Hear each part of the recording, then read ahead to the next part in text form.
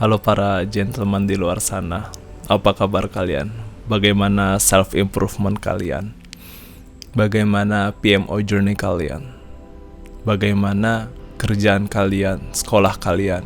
Gua hari ini pakai kamera HP, bukan pakai kamera biasanya, karena lagi di charge. Padahal hari ini mestinya rekaman, tapi karena lupa di charge, jadinya gue kepengen coba pakai HP. Seperti yang kalian baca di judul, dan ini bukan clickbait. Gue bener-bener bersyukur nyokap gue meninggal. Dan ini ceritanya. Gue dulu punya mama yang bener-bener gue sayang. Gak ada mama yang menurut gue sebaik nyokap gue sendiri. Nyokap gue orangnya sabar, baik hati, gak pernah marah. Tapi kalau misalnya dia marah, biasanya dia diem, kayak ngambek gitu.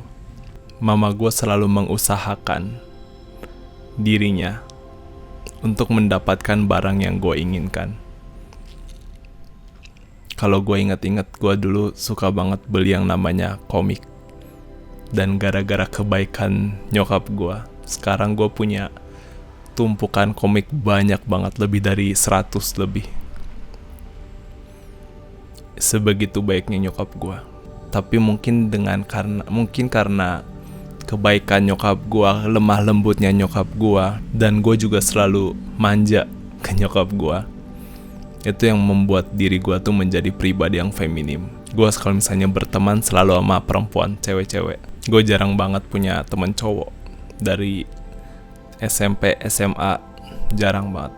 Bukannya gak punya gitu ya, ada beberapa, cuman gak pernah punya temen cowok yang bener-bener akrab banget. Karena menurut gue lebih mudah buat gue emotional. Kayak gue ngeluapin emosi gue tuh jauh lebih mudah. Sampai suatu hari nyokap gue terkena penyakit kanker. Nama kankernya cervix cancer. Pada masa itu bener-bener masa yang paling sulit buat keluarga gue. Dimana harus cari uang, dimana harus cari pertolongan sana sini. Dan kita pun akhirnya sampai bela-belain ke Penang. Gue kebetulan waktu itu kuliah di Malaysia. Jadi gue iseng-iseng pengen surprisein mama gue. Penang tuh ada di Malaysia, cuman bener-bener jauh banget. Ketika gue surprisein nyokap gue dari Malaysia, dari Kuala Lumpur ke Penang naik bus. Pas gue lihat nyokap gue nangis. Katanya kayak ngelihat malaikat. Kalau diinget-inget itu cukup wholesome. Gue cukup senang dengan apa yang gue lakuin. Karena gue waktu itu meninggalkan pekerjaan kuliah gue, meninggalkan tugas gue. Gue tahu sebagai orang tua pasti pengen anaknya bekerja yang serius. Tapi ternyata waktu mama gue jengukin, dan tanpa gue kasih tahu juga tentang pekerjaan gue, tentang tugas gue sebagai pelajar waktu itu, mama gue benar-benar seneng banget ngeliat gue. Dan gue juga seneng gitu ya. Singkat cerita, setelah kemoterapi, after kemoterapi, pada tanggal 26 Desember, kayaknya ya udah lupa, 26 Desember 2015, nyokap gue dipanggil Tuhan. Alasan yang membuat gue seneng adalah akhirnya nyokap gue meninggal. Akhirnya nyokap gue gak perlu ngerasain yang namanya sakit-sakit di malam hari.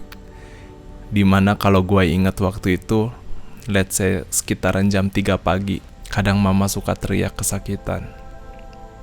Kadang mama suka menangis. Kenapa sakitnya gak hilang-hilang. Mama gue itu nyokap yang paling kuat yang pernah gue tahu. Gue inget banget di malam hari, kita berdua ngobrol bareng. Ada momen dimana nyokap gue ngedoain gue. Karena malam hari kita gak bisa ngeliat wajah kita masing-masing. Tapi ketika nyokap gue doain gue menangis. Menangis karena Walaupun dia sakit, walaupun dia kesakitan, walaupun dia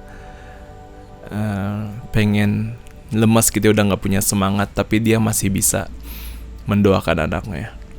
Dan ada satu kalimat yang gue selalu ingat, yaitu mama cukup bahagia. Berapa banyak sih yang kita kayak punya impian pengen bahagiain orang tuanya. Dengan gue ngedengar mama bilang, ya mama bahagia punya Raven saat ini, udah cukup membahagiakan. Di situ gue ngerasa kayak thanks mom gitu. It means a lot buat gue.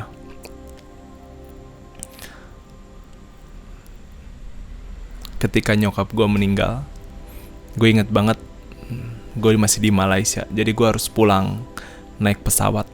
Di satu sisi gue kayak ngerasa ada leganya, di satu sisi gue ngerasa wah gila ya, ini ternyata benar-benar terjadi momen dimana nyokap gue benar-benar gak ada lagi di dalam kehidupan gue secara fisik. Setelah hari demi hari lewatin, gue didewasakan dengan situasi, didewasakan dengan keadaan bahwa udah gak bisa manja lagi, udah gak bisa emosional lagi.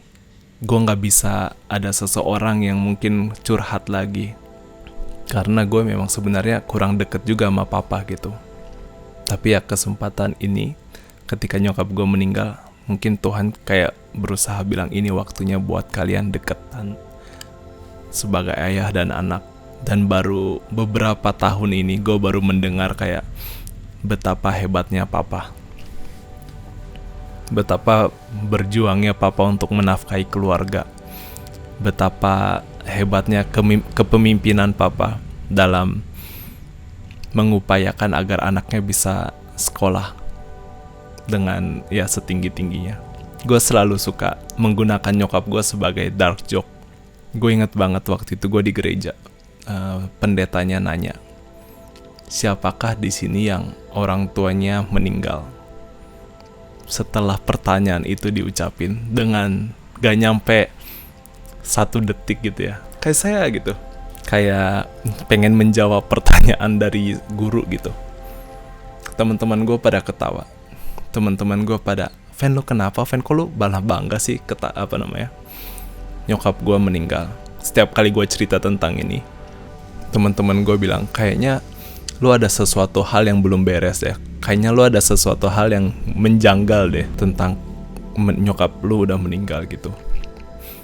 Namun hari demi hari gue coba refleksikan, kenapa gue begitu antusias waktu ditanya itu.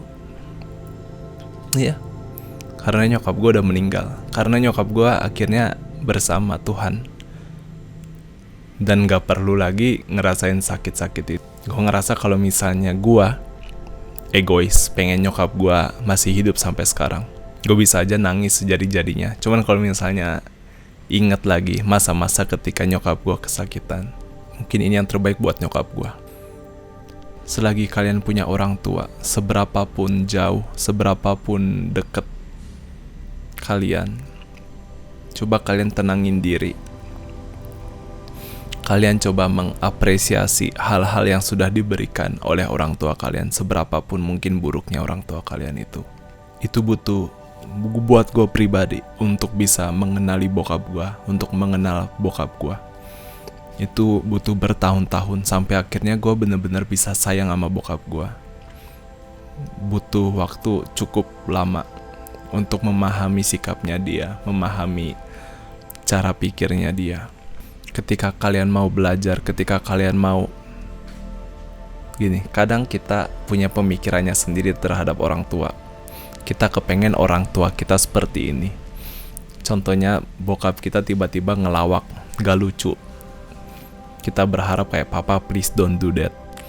Kalau misalnya tiba-tiba di pesta, terus tiba-tiba kumpul keluarga, terus bokap atau nyokap ngelakuin hal yang memalukan, kita kayak, please jangan kayak gitu. Coba daripada kalian mencoba menolak apapun itu, menolak tindakan papa atau mama, coba kalian lihat dari perspektif bahwa kalian berdua antara orang tua dan anak itu sebagai layaknya sebuah tim. sebuah tim yang saling bekerja sama, saling membantu satu sama lain. Dan kalau misalnya kalian cukup dekat, kalian mungkin bakalan baru pertama kali dalam hidup kalian selama kalian mengenal orang tua kalian. Oh, ternyata papa mama aku tuh orangnya seperti ini ya. Ternyata sedikit dendaman. Ya nggak apa-apa, ternyata sedikit sensitif ya. Kalau misalnya kalian tidak, kita kayak mudah aja gitu jadi anak sehari-hari. Ya udah, mama tolong dong mintain ini, papa tolong dong mintain itu, tolong dong bayarin ini, tolong bayarin itu. Tapi apakah kita pribadi benar-benar mengenal orang tua kita? Apa yang saat ini distresin, apa yang saat ini sedang dikhawatirkan, apa yang ada di pikirannya dia. Kalau ditanya, Fen, lu ada gak sih hal yang lu sesalin? Atau yang lu harapkan dari, mestinya lu coba melakukan ini sama nyokap lu, ada penyesalan gak sih sama nyokap lu sendiri gitu? Jawabannya gak ada. Gue pribadi, selama gue menghabiskan waktu sama nyokap gue, setiap detiknya gue bener-bener cukup bersyukur.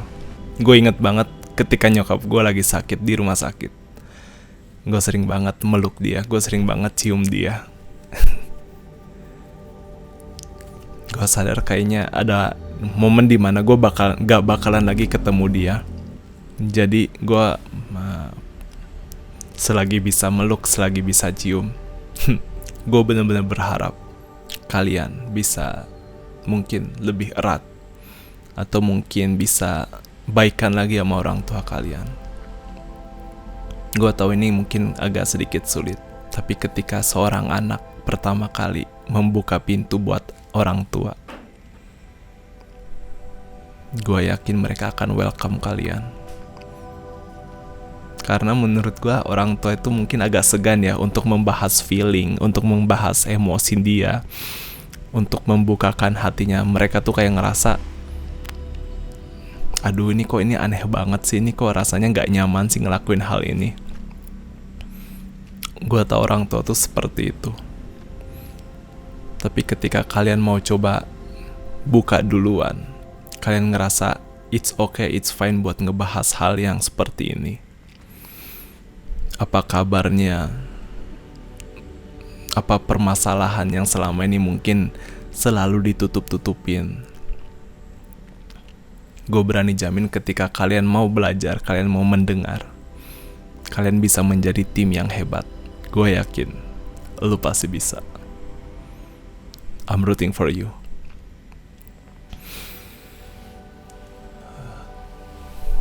Ini topik yang selalu gue mikir, ini ada gak yang mau dengerin ini? Ada gak ya yang mau?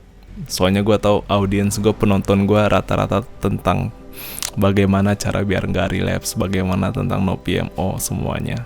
Ini menurut gue topik yang cukup sensitif. Bahkan mungkin orang gak pernah bahas ini, karena lebih mudah bagi mereka, bagi sebuah keluarga untuk jalanin hari ya udah senormal-normalnya. Anak seperti ini ya udah berarti sekolah dengan baik. Orang tua mencoba berikan yang terbaik, makanya menyekolahkan, tapi nggak pernah kayak bener-bener nanya bonding secara emosional. Kita dan orang tua kita hanya melakukan perannya mereka masing-masing, tapi mereka nggak pernah sekali buka topeng mereka sebagai sesama manusia, saling berinteraksi satu sama lain. Coba, ini agak jahat sih, cuman coba lu posisikan lu dan nyokap lu atau orang tua lu sebagai teman kalian. Bukan berarti ngomong kasar, bukan, cuman kayak bener-bener sama-sama coba pengen pahamin gitu loh apa yang mereka rasakan selama ini. Ya, gue yakin kalian pasti bisa. Bye-bye.